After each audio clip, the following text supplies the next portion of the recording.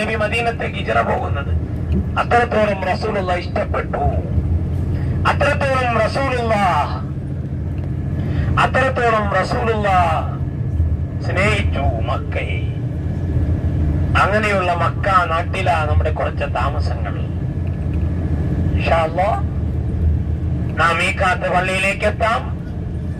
ഇഹ്റാം ചെയ്തു, ദുആ ചെയ്തു.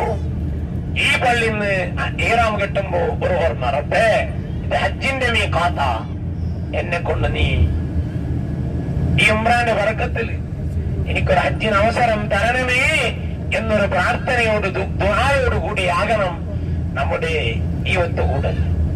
റബ്ബിന്റെ തൗഫീഖ് അനുസരിച്ച് ഒത്തുകൂടേണ്ടവർ ഒത്തുകൂടി. പല ആൾക്കാരും വർഷങ്ങളായി ഞങ്ങളെ കൂടെ ഇങ്ങനെ വന്ന് പിരിഞ്ഞു പോയി. ദുആകളിൽ എന്നും അവരുണ്ട്, അവരുടെ ദുആകളിൽ നാമമുണ്ട്.